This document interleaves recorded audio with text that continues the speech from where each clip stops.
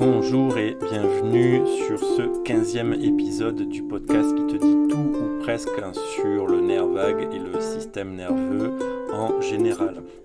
Aujourd'hui, un épisode un petit peu différent des précédents où je vais plus aborder un aspect philosophique, si je peux me permettre ce terme-là, de ce que l'on a déjà pu voir dans les épisodes passés, et notamment dans l'épisode précédent, le numéro 14. Donc si tu ne l'as pas écouté, je t'invite à aller le trouver dans la liste des podcasts, des épisodes disponibles, ou sur YouTube, car je le rappelle, hein, tout est filmé, ou presque, sauf les premiers épisodes. Pour rappel, la dernière fois, on avait vu le déploiement de la vie animale en tout cas, sur la terre ferme. Précédemment, j'avais mis en avant le fait que la vie s'était déployée dans les fonds marins, et alors je ne vais pas te refaire tout l'épisode précédent, et par concours de circonstances, si je peux dire ça de cette manière-là, la vie a commencé à se déployer donc sur la terre ferme. Et de là, on a découlé la colonisation de tous les espaces connus sur la Terre. Aujourd'hui, si on explore, quand on explore, plutôt quand les explorateurs, les scientifiques font ce travail justement de recherche, on se rend compte que la vie a tout colonisé. On peut faire le parallèle avec l'humain qui a colonisé et s'est adapté à des conditions climatique extrême, et du pôle nord, alors du pôle nord j'exagère un peu, mais dans les zones arctiques jusque dans les zones désertiques, tous les déserts au final ont été plus ou moins habités. Alors, je ne vais pas déployer mon propos là-dessus parce qu'on n'en est pas encore à l'humain. Néanmoins, tu sais très bien que on a, en tant que Homo sapiens sapiens, développé, colonisé en tout cas tous les espaces. Et mon questionnement aujourd'hui, et qui rejoint les accompagnements que je peux proposer, hein, parce que dans les coachings, que ce soit pour des sportifs, des athlètes, pour une personne tout venant, je dirais, sans que ce soit une critique, hein, évidemment, et pour toute personne commune, en fait, à un moment donné, il peut se poser cette question de sens, de perte de sens, de pourquoi, qu'est-ce qui m'anime, en fait, dans mon quotidien, dans ma vie, dans mon côté professionnel, et dans qu'est-ce que je veux faire, en fait, de ce corps, à travers toute cette, je regarde par là parce que ici c'est ma fenêtre, cette nature, et cette biodiversité. Comment je m'inscris dans ce monde-là? À l'époque de l'épisode 14, quand la vie animale s'est déployée sur la terre ferme, ces questions-là, et pendant très longtemps, ne se sont pas vraiment posées, puisque le sens était facile à trouver. C'était tout simplement de survivre en échappant à des prédateurs, en étant soi-même prédateur aussi, et donc en chassant ou en cueillant, selon le régime de chaque être dont on parle, de se reproduire tout en ayant des espaces protégés. Alors, encore une fois, ça varie d'une espèce à l'autre, hein. Il y en a qui sont toujours en mouvement, d'autres qui ont besoin de recoins, de grottes, de diverses manières de trouver protection pour aussi bien se reposer que déployer la vie à travers la reproduction. Aujourd'hui, alors je fais un grand bond évidemment, et c'est vraiment un questionnement que je vous invite à vous poser si ça t'intéresse. Je vais repasser au tutoiement. C'est tout ça, dans la vie d'occidentaux que nous avons, et je pense que la plupart des personnes qui écoutent ce podcast, vous êtes dans une certaine sécurité, c'est-à-dire que vous avez très probablement un toit au-dessus de vous, vous avez de quoi vous acheter à manger, vous avez de quoi subvenir à vos besoins. Vous avez éventuellement déjà une descendance, c'est en cours, peut-être en projet, peut-être que vous n'en désirez pas, peu importe.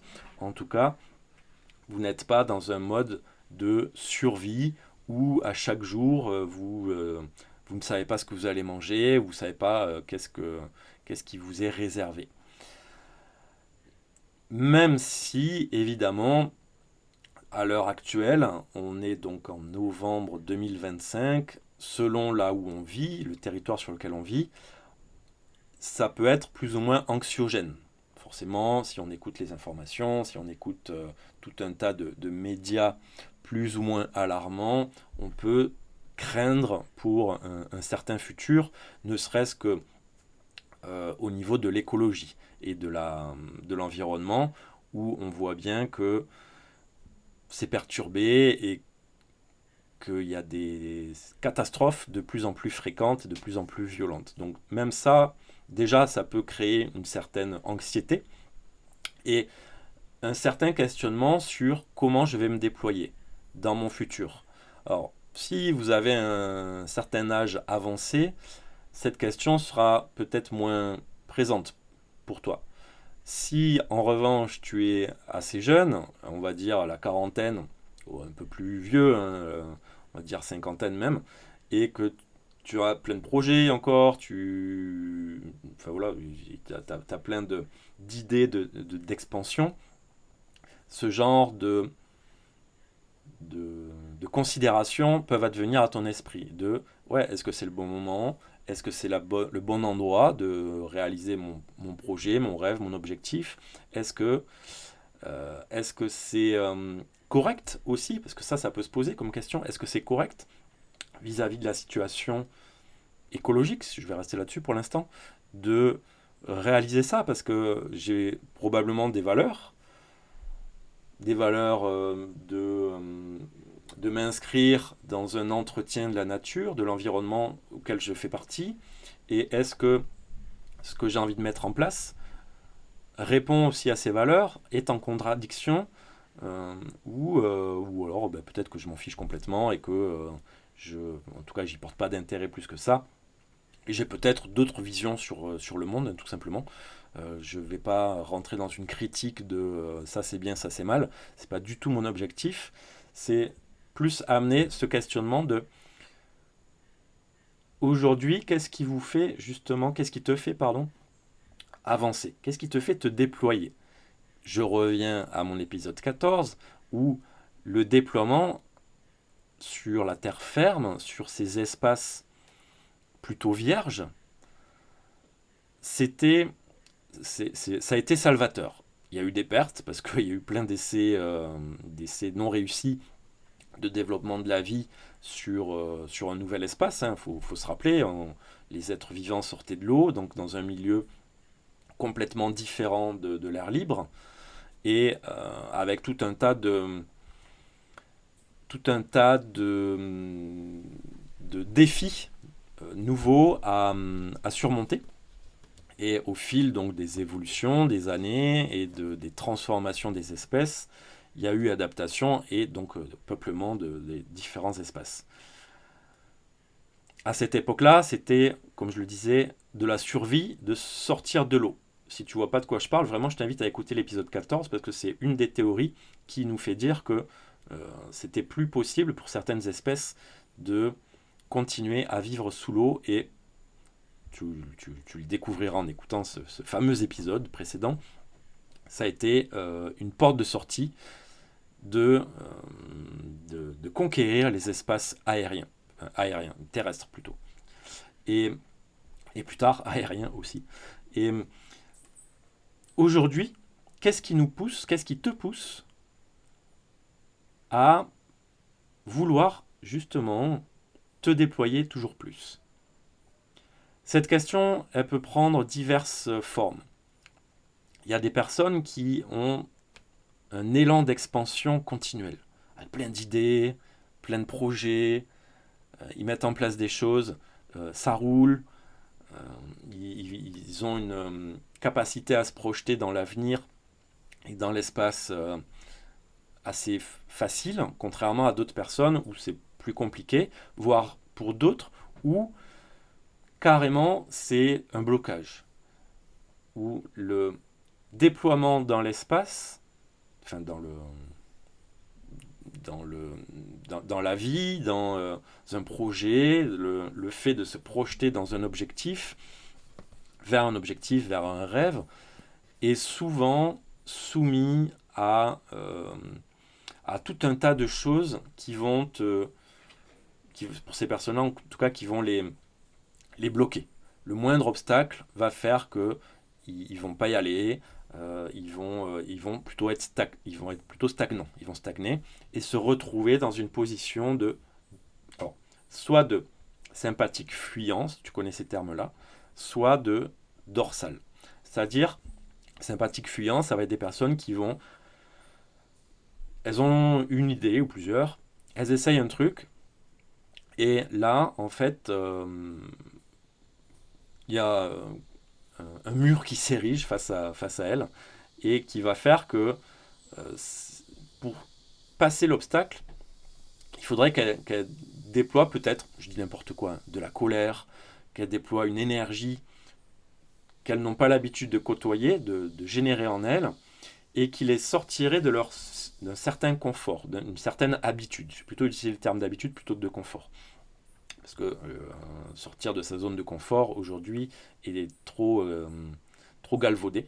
Et c'est plutôt des habitudes de fonctionnement, voilà, tout simplement, qui font que pour ces personnes qui sont en sympathique fuyant, qui ont l'habitude d'être dans cet espace-là de fonctionnement, elles vont, pour contourner l'obstacle, soit remettre le rêve ou l'objectif sous l'oreiller,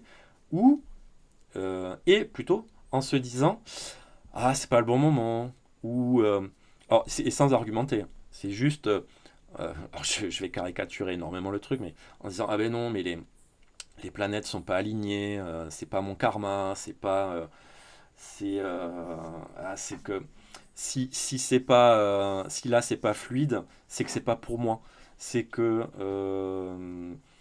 c'est pas dans le bon temps, et je vais attendre de rencontrer la bonne personne, ou que ça vienne à moi. Tu as probablement déjà entendu ce discours pour toi-même dans ta tête, ou d'autres personnes que tu connais que tu vois très bien comment elles t'apportent ce genre d'arguments qui n'en sont pas, en fait, qui sont des fausses excuses pour pas sortir de leur fonctionnement habituel.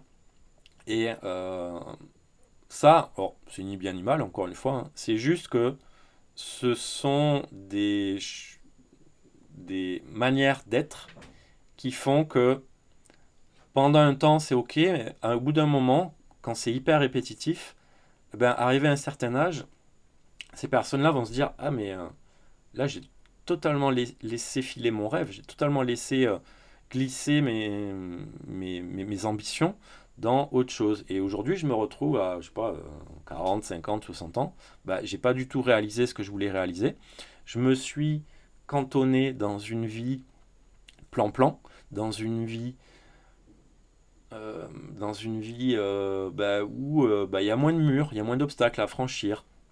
Alors oui, il y a des choses qui sont pas très sympas, mais bon, je vais relativiser. Et voilà, c'est vraiment dans le sympathique fuyant des personnes qui sont constamment dans la relativisation, et qui n'actionnent pas, surtout. Parce qu'on peut relativiser, mais actionner, et passer différentes étapes.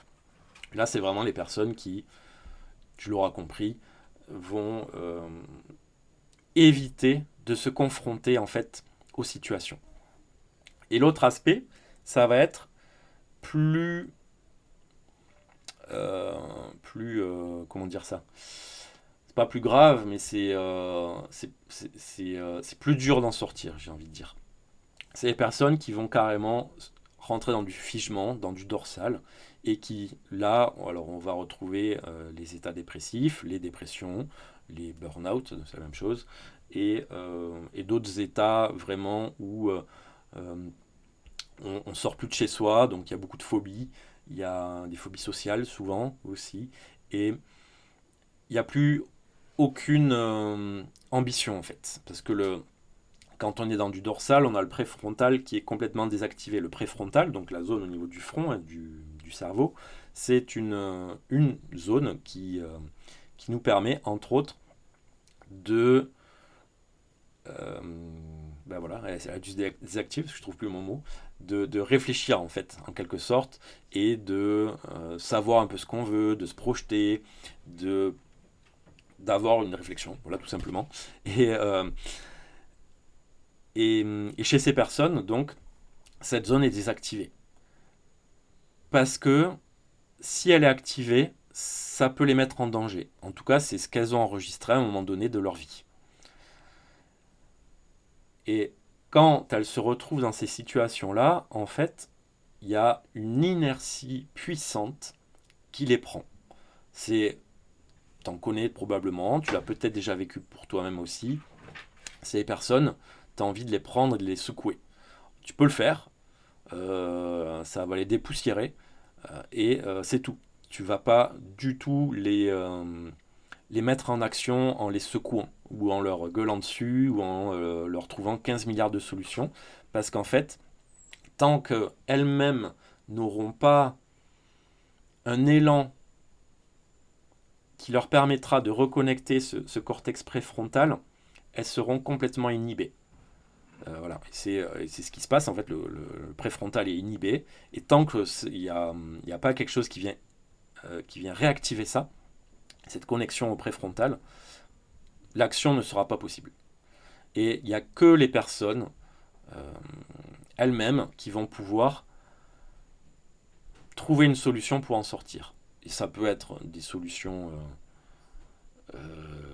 qui viennent d'elles-mêmes, ça peut être aller consulter, ça peut être médicamenteux, peu importe, il n'y a pas une solution meilleure qu'une autre, il faut juste en trouver une, surtout. Et ces personnes-là, donc, vont pas du tout avoir d'ambition d'expansion. Et donc, pourquoi je parle de tout ça, en fait, et je fais mon parallèle avec mon épisode 14, c'est que quand on va se retrouver dans du figement, on se retrouve comme l'animal face à un prédateur. Et en fait, je recontextualise, les êtres vivants sont sortis de l'eau par survie. Et si certaines espèces n'avaient pas fait cet effort-là, ce chemin de sortir de l'eau, eh bien, elles auraient fini par disparaître. Peut-être qu'elles ont disparu en tentant la sortie, peu importe. En tout cas, en restant dans l'eau, c'était un danger. Et en fait, les personnes dans le figement restent dans l'eau, en fait. Le danger est là, sauf que elles vont se planquer, en quelque sorte, et ne pas trouver de façon à sortir de ça. Et à un moment donné, en fait, dans l'extrême, ça va être la mort. Alors, ici, dans ce qu'on va connaître, ça peut être le chemin ultime, final, plutôt, et dramatique, évidemment, des personnes qui peuvent finir par le suicide. Néanmoins, il y a aussi beaucoup de morts symboliques, c'est-à-dire que des personnes qui vivent très longtemps dans le dorsal, dans le figement, eh bien en fait, elles font les mortes, dans le sens où elles restent planquées, elles ne voient plus personne, elles ne répondent plus au téléphone, aux sollicitations, elles-mêmes ne sollicitent pas, parce qu'elles n'en sont pas capables, hein, et en fait, c'est comme une petite mort qui va durer plus ou moins longtemps, et que ces personnes-là peuvent revivre plus ou moins fréquemment. Il y en a qui vont le vivre une fois dans leur vie et qui vont pas replonger là-dedans. Et si je reprends nos sympathiques fuyants, eux, ils vont esquiver en fait à chaque fois. Ça va être, si je reviens dans le monde sous-marin, ça va être une espèce de poisson qui va arriver à esquiver les prédateurs, à réussir à choper de temps en temps une proie, et au bout d'un moment, qui vont quand même s'épuiser et qui risquent de finir dans le figement et donc dans la mort si on reste sous l'eau. Et pour nous les humains qui vont faire des allers-retours comme ça entre le figement et le sympathique fuyant. Jusqu'à un moment donné, peut-être, où il y aura un élan qui leur permettra de se dire que l'obstacle qui est en face d'eux, ce serait bien qu'il ou elle le surmonte en changeant de stratégie, de mode de fonctionnement habituel. Et le questionnement que je t'invite à avoir aujourd'hui, c'est comment tu te positionnes. Et peut-être qu'il y en a certains d'entre vous qui n'ont pas, qui se reconnaissent dans aucun des deux. Et c'est tout à fait normal parce que je n'ai pas parlé des sympathiques dits agressifs. Agressifs, c'est plus dans le sens où ce sont des personnes qui sont très impliquées dans leur vie, qui vont se mobiliser dès qu'il y a un obstacle, hop, il y a solution, dès qu'il y a... et quelle que soit la forme de solution, en fait, et là, encore une fois, il y a zéro jugement, c'est juste des personnes qui sont du tac au tac, on pourrait dire comme ça. C'est, il se passe ça, hop, je mets ça en place. Ça fonctionne, tant mieux, ça fonctionne pas, je vais mettre autre chose en place. Ce sont des personnes très réactives, en fait, dans leur vie, face aux situations, aux événements, et alors des fois, ces personnes-là vont mettre en place plein de choses et ça peut les épuiser aussi. Hein. Ça, il n'y a pas de, ça existe aussi dans ce mode-là. Et néanmoins, c'est pour eux, pendant un certain temps, c'est pas grave parce que même s'il y a un épuisement, ces personnes-là ont tellement de ressources en elles et d'énergie aussi. Ce sont beaucoup des gens très speed, enfin speed dans le sens où ils ont beaucoup d'énergie en eux et ils ont la capacité de rebondir. Et peut-être en revanche qu'arrivé à un certain âge, ces personnes-là vont toucher à l'épuisement, vont avoir une sensation de dispersion. C'est une possibilité, encore une fois, il n'y a aucune obligation de vivre ça. Et ça, c'est parce que si je refais mon parallèle avec les êtres vivants qui se sont déployés sur la Terre il y a plusieurs millions d'années, hein, c'est peut-être des espèces animales qui ont cherché à explorer trop rapidement leur milieu et qui sont un peu cramés les ailes, en quelque sorte. Alors, c'est un jeu de mots, il n'y avait pas d'ailes à l'époque, forcément, évidemment, il n'y a pas encore d'êtres volants, et qui sont un peu brûlés les pattes. Voilà, on va plutôt prendre cette image-là. Ils sont brûlés les pattes sur cette nouvelle terre à explorer, parce qu'il y avait un élan, il y avait trop d'élan, justement. Et ça pouvait manquer de prendre le temps d'observer les résultats qui étaient obtenus. Tout ça, c'est des suppositions, évidemment, dans mes parallèles vis-à-vis de l'épisode 14, parce que si par exemple, je reste sur des espèces qui ont été trop vite dans l'exploration, eh bien, elles ont certainement disparu. Donc, on n'en a pas trop de preuves. Mais on peut le voir aujourd'hui dans nos comportements d'humains, dans comment on aborde les situations, en fait. Quelle est ta place, toi, là-dedans? Est-ce que tu te retrouves dans cet humain qui a 15 milliards de solutions tout le temps? Et c'est ok. Et c'est tant mieux, heureusement qu'il y a des personnes comme ça, parce que ça permet de nourrir l'évolution et d'avancer, et de trouver plein de stratégies. Et pose-toi cette question de ouais, je suis comme ça, et en fait, est-ce que tout est ok dans ma vie? Si oui, on va rien changer. Hein. A contrario, si à un moment donné, peut-être que tu te dis que là, il serait temps que tu freines parce que tu sens que là, il y a peut-être un peu trop de choses à surmonter, ça serait intéressant de te rapprocher de ce que l'on appelle la via negativa. C'est Nassim Nicolas Taleb qui nous en parle. C'est à la base, c'est un homme de la bourse, je ne sais plus comment, un trader, dans un milieu spécial de la bourse, qui a écrit plusieurs bouquins sur jouer sa peau, les signes noirs et tout ça, et qui nous parle de la via negativa. Alors ça ressort de concepts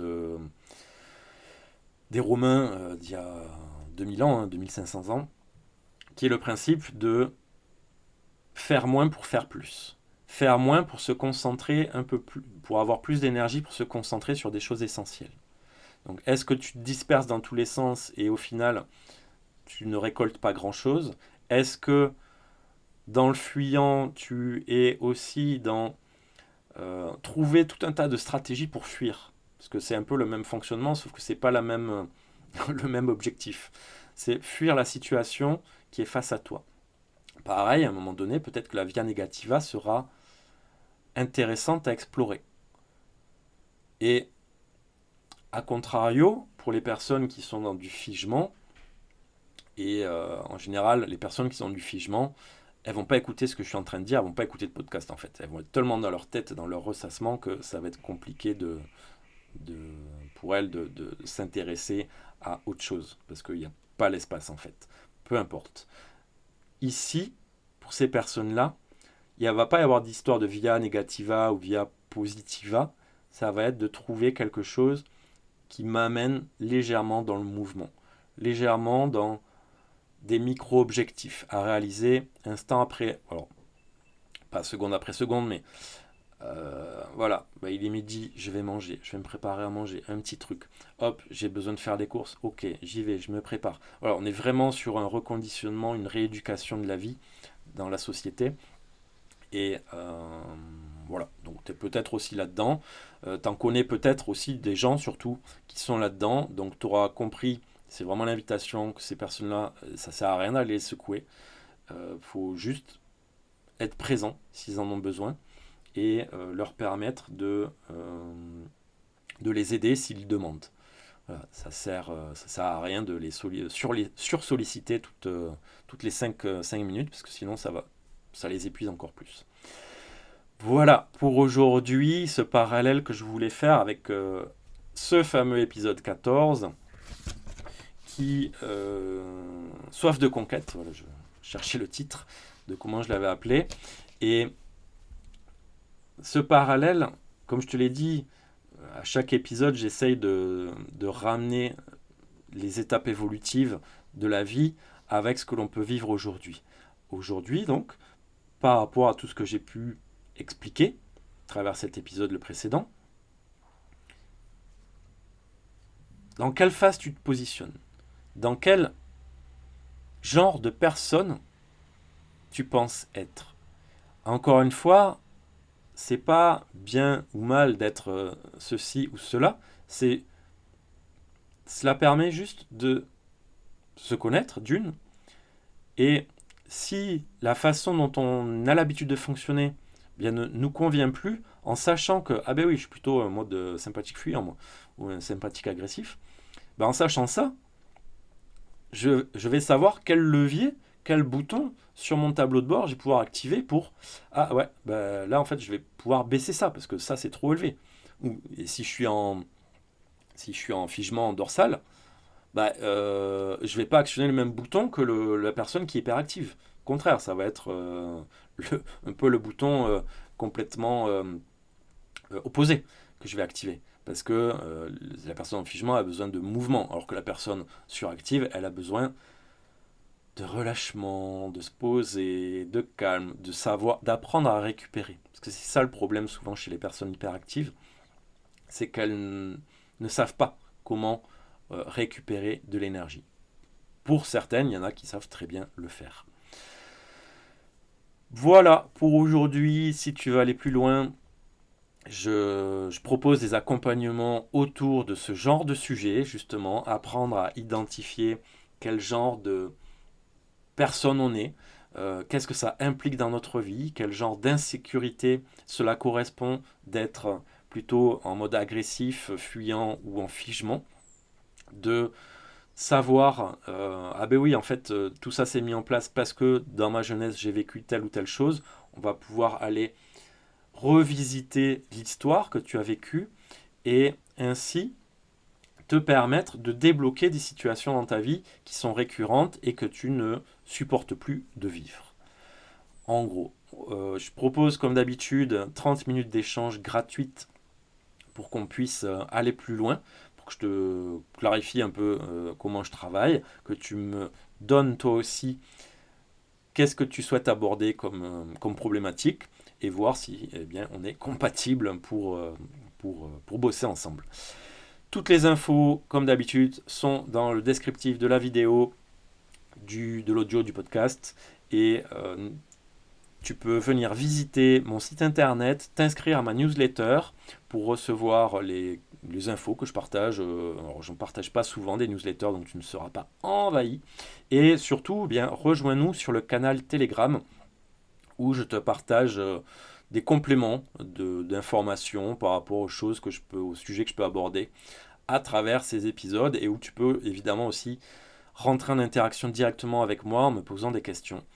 Et je prends le temps de répondre aux différentes sollicitations. Allez, j'espère que ça t'a plu, cette approche un peu différente des autres épisodes. Justement, tu peux me le dire sur le canal Telegram et j'espère que tu as passé une belle écoute et je te laisse en compagnie de cette belle musique et je te dis à très vite. Ciao ciao.